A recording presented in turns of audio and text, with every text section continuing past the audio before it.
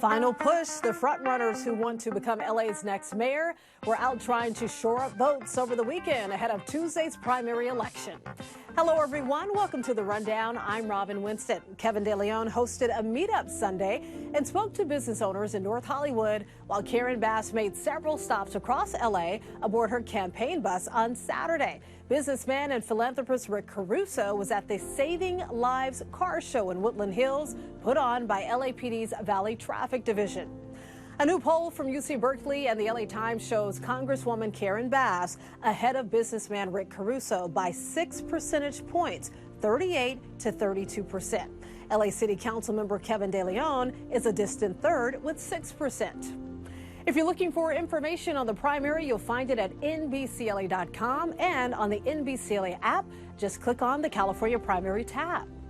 It's not getting any cheaper to fill up your car. The average cost for a gallon of regular continues to go up across Southern California.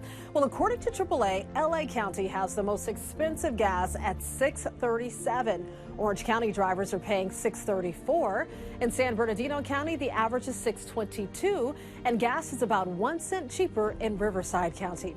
Experts say high demand for travel heading into summer and concerns about global and local supply will continue to raise prices at the pump. LA County health officials are reporting a jump in COVID-positive patients in hospitals over the weekend. There are now about 540 people in hospitals. This is important because the number of people hospitalized will determine whether the county moves from the CDC's medium category to high, and that would trigger the return of the indoor mask mandate in LA County. Health leaders say that could happen within weeks if these trends continue. The CDC says monkeypox cases have more than doubled over the past week.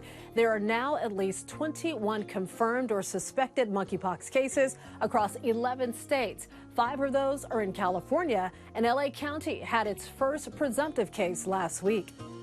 Some bad news when it comes to fire danger here in Southern California. Vegetation is drying out more quickly this year, and we know that contributes to increased fire danger.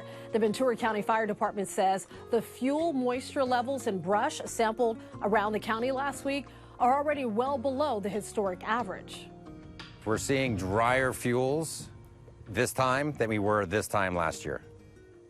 Fuel moisture is just one of the measurements that's used to help predict fire danger. The fire department says the levels in the samples are similar to levels typically seen much later in the year after the summer heat has dried out much more of the wilderness landscape. So with the numbers we're seeing now and as dry as the vegetation is, we know we're not going to ease into fire season. As we keep saying, fire season's year round. But we know by seeing these numbers now, when we have those hot, windy days, there's a good chance we could be on a fire. He says it's even more critical for people to be careful outdoors so they don't accidentally start a fire while doing yard work or grilling. We're getting a taste of summer this week. Meteorologist Belen De Leon is tracking the heat wave that's heading your way. Oh my goodness, we held off the heat as long as we could, but this week it is going to sizzle in Southern California. Look at the temperature trend for Moreno Valley. The work week starts off okay, mid-80s. Tuesday heats up in the 90s. Then after that, we could be breaking some records by the end of the week with temperatures in the upper 90s. Now it's going to be hot and we have elevated fire danger. I'm anticipating some gusty winds from Tuesday through Sunday. Temperatures between 90 to 102 degrees, low humidity, dry fuels. We got to be extra safe this week, folks. Practice good heat safety, stay hydrated, stay inside where it's nice and cool, and also use extra caution with any fire sources. Be safe, be smart. The Summit of the Americas has kicked off, and the city of LA is hosting the event. World leaders, including President Biden, are in town this week, and that is going to lead to a lot of road closures. Bottom line, avoid downtown if you can, especially the areas between the 10 and the 101 west of the 110. This is the first time in 28 years that the U.S. is hosting the summit.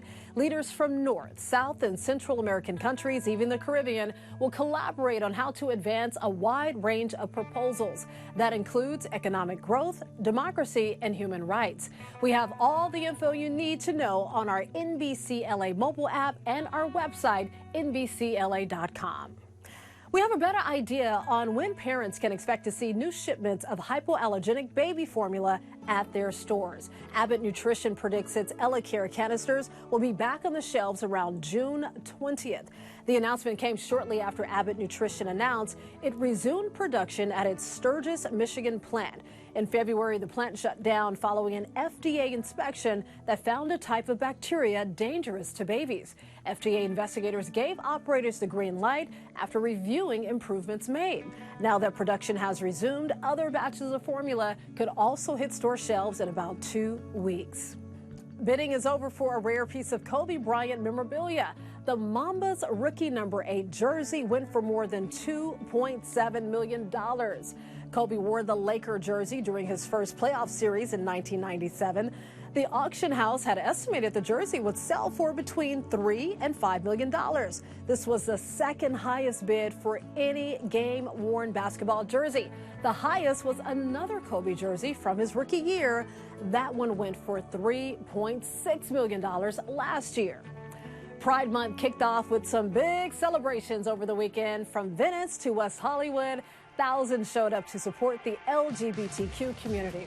Well, this is video from the parade and celebrations in West Hollywood. Extravagant floats lined the mile-long stretch as people cheered, showing their pride. Lance Bass from NSYNC was also in attendance. The parade then ended with a concert.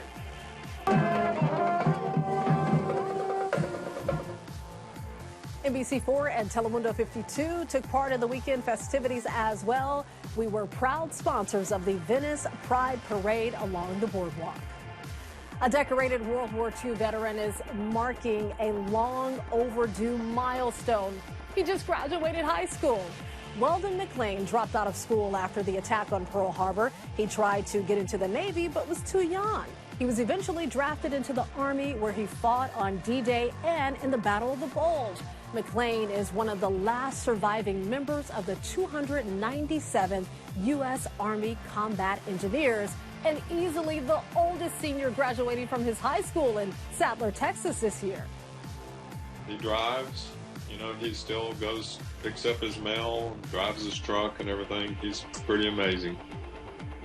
And get this, graduation day happened to fall on his 98th birthday. How awesome is that? He also graduated the same weekend as his great-granddaughter, which makes it even more special. Very inspirational, right? And a great reminder to never give up on your goals. You can always get news and weather updates on the NBCLA app and on our website, NBCLA.com. And be sure to tune into Today in LA on NBC4, weekdays from 4 to 7 a.m. I'll be helping you get around with the traffic reports throughout the morning. I'll see you next time on The Rundown.